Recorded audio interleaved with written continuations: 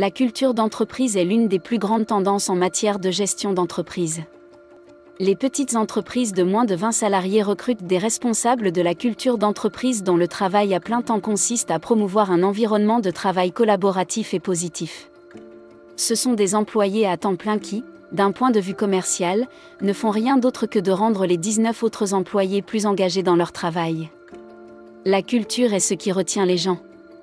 Selon une enquête menée par Robert Half, une société d'analyse de la main-d'œuvre, auprès de demandeurs d'emploi et de responsables du recrutement, 91% des responsables ont déclaré que l'adéquation d'un candidat à la culture de l'entreprise était plus importante que ses compétences et son expérience. Il est amusant de constater qu'une enquête de PwC sur la culture d'entreprise a révélé que 69% des entreprises estiment que leur culture leur confère un avantage concurrentiel.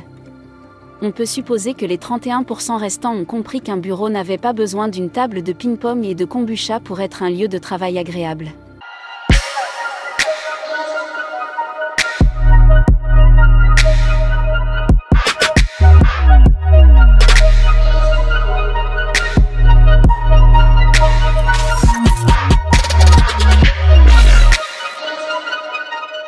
La gestion de la culture d'entreprise coûte cher.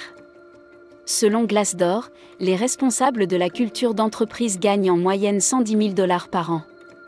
Les dépenses salariales directes ne tiennent pas compte des coûts supplémentaires liés à l'organisation d'événements culturels. Et les dernières heures de travail effectuées au nom de la cohésion d'équipe représentent un investissement important qui n'est pas rentable.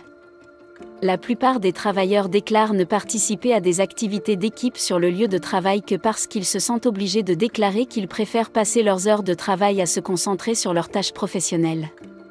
Et après les heures de travail, avec la famille et les amis ou à faire des courses personnelles. Aucun d'entre nous au travail n'apprécie qu'un responsable des ressources humaines vienne nous dire « Eh, les gars, nous organisons cette activité amusante de temps en temps, et vous n'avez pas eu votre mot à dire, mais vous devez partir. » Je pense que nous sommes tous d'accord pour dire que c'est terrible même lorsque les activités sont financées par l'entreprise. La plupart des travailleurs ont déclaré qu'ils n'appréciaient pas ce qu'ils appelaient le « Corporate Prescribed Mandatory Fun », plaisir obligatoire prescrit par l'entreprise. Un article de la Harvard Business Review a révélé que ce type d'environnement professionnel était l'une des principales raisons pour lesquelles les employés les plus performants quittaient l'entreprise lorsque celle-ci est toujours obsédée par sa culture, si celle-ci est si coûteuse à entretenir et ne fait qu'inciter les employés à démissionner. En fait, il y a deux raisons et la première raison est que les entreprises ne veulent pas créer une culture d'entreprise, elles veulent créer une entreprise. La direction des grandes entreprises a découvert qu'elle pouvait exercer un contrôle excessif sur ses employés si elle contrôlait leur façon de penser et leur comportement sur le lieu de travail. La direction générale fera croire que l'entreprise représente quelque chose de plus important que de générer un taux de rendement acceptable pour ses actionnaires. Mais c'est exactement ce qu'elle est. Il s'agit d'une entreprise où les gens sont au service des gens. Et il s'agit et il s'agira toujours de la culture de l'entreprise. Les startups ont tendance à faire cela avec des fondateurs trop enthousiastes qui pensent qu'ils vont changer le monde. Mais la Harvard Business Review a constaté une nouvelle fois que les comportements de type sectaire étaient plus fréquents dans les grandes entreprises, Apple, Tesla, Nordstrom et Harley-Davidson étant les exemples cités dans le rapport. Le comportement ritualiste est une caractéristique commune des poulains et des entreprises qui poussent leur culture trop loin. Nous avons beaucoup d'entreprises qui se vantent de leur culture sur leur site web. Il y a même une entreprise en ville qui ne veut pas mentionner son nom, mais qui paiera ses employés $1000 s'ils tapent sur le corps d'une personne qui représente en quelque sorte l'entreprise. Ce n'est pas le cas, il est toujours obligatoire pour les employés de Walmart de redémarrer la chaise de l'entreprise une fois par jour dans tous les magasins du pays. Selon l'entreprise, Sam Walton, son fondateur, a visité en 1975 une usine coréenne de balles de tennis qui commençait chaque journée par une entreprise. Walton, qui était obsédé par la culture d'entreprise asiatique, a tellement aimé l'idée qu'il l'a rendue obligatoire. L'une des choses qui a attiré Walton dans les entreprises de l'Est est le dévouement total des employés pour leur entreprise et ses fondateurs.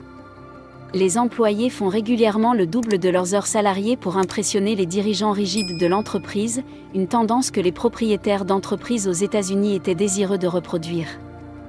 Le chant quotidien de Sam Walton peut être une tasse pleine d'un concentré d'inquiétude, mais d'autres entreprises vont plus loin en employant une autre tactique de contrôle de la langue. Lorsque les employés commencent à travailler dans les parcs à thème de Disney, ils reçoivent un guide linguistique. Trouver un emploi auprès de la Walt Disney Company, c'est comme entrer dans une nouvelle communauté. J'aurais déjà été licencié parce qu'il n'y a pas d'employés dans les parcs Disney. Il n'y a que des cast members et il n'y a pas de clients. Seuls les clients et les employés ne travaillent pas. Ils sont sur scène. Les employés sont réprimandés lorsqu'ils s'écartent du script. Disney sait que le contrôle du langage utilisé par ses employés les incitera à redoubler d'efforts dans les parcs. Disney n'est pas le seul.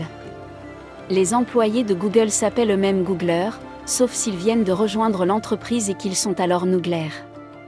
Les employés d'Amazon s'appellent Amazonians et ceux de Facebook sont des métamaths. Cela semble inoffensif, et certains pourraient même parler de bonne gestion. Mais il s'agit toujours d'un conditionnement mental avec un objectif. Ce qui est encore plus effrayant, c'est que cela fonctionne. Je suis sûr que vous avez en tête un grand nombre de termes de jargon et d'acronymes propres à votre entreprise. Le langage et les rituels font partie intégrante de toute culture. Mais dans le corporatisme, l'objectif est d'amener les employés à considérer l'entreprise et leur travail comme quelque chose de plus grand qu'un simple endroit où l'on accomplit des tâches pour gagner de l'argent. Pour les personnes qui veulent faire partie de quelque chose de plus grand qu'elles-mêmes, une main-d'œuvre qui pense que son entreprise est plus importante que la rémunération qu'elle offre acceptera des salaires plus bas et restera plus loyale qu'elle ne le serait envers une entreprise qui n'utilise pas le même stratagème. La culture d'entreprise de Google est légendaire pour ses bars à salade gratuits et ses encouragements à la créativité. Mais cela ne sert qu'à inciter les employés de Google à rester plus longtemps au bureau et à partager leurs meilleures idées avec une entreprise dont le chiffre d'affaires est de l'ordre du milliard de dollars.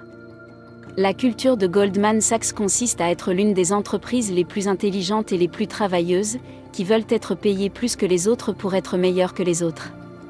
Mais cette culture leur permet de faire travailler leurs nouveaux analystes 80 heures par semaine pendant un mois d'affilée parce qu'ils connaissent la culture pour laquelle ils ont signé. Si la culture d'entreprise commence à ressembler moins à un mot à la mode dans le monde des affaires qu'à une tendance horrifiante qui n'était que la première raison de l'existence de la culture d'entreprise, il est temps d'apprendre comment fonctionne l'argent afin de découvrir pourquoi l'Amérique des affaires est devenue obsédée par la culture d'entreprise. À votre insu, il est fort probable que vos données personnelles soient diffusées sur Internet sans que vous le sachiez ou que vous y consentiez. Il est alarmant de constater qu'en 2021, les atteintes à la vie privée ont augmenté de 68% par rapport à l'année précédente. Sur une note positive, vous avez le droit de protéger votre vie privée en demandant au courtier en données de supprimer toutes les informations qu'il possède à votre sujet. Toutefois, l'inconvénient est que cette démarche manuelle peut prendre des années. Lorsqu'ils possèdent vos informations personnelles, les courtiers en données vous exposent au risque de piratage de leur base de données, ce qui met en péril votre vie privée. La deuxième raison pour laquelle les entreprises sont devenues obsédées par la culture d'entreprise est qu'il s'agit de l'une des dernières options dont elles disposent pour motiver le personnel qui ne se soucie plus des carrières de 40 ans. Vous savez, ma valeur, c'est que si j'avais une entreprise, je dirais qu'il faut juste que ce soit fait et je me fiche de ce que vous faites pendant ce temps, comme vous le savez. C'est tout. C'est tout ce que les valeurs de votre entreprise doivent être. Vivre et non survivre. Soyons prospères.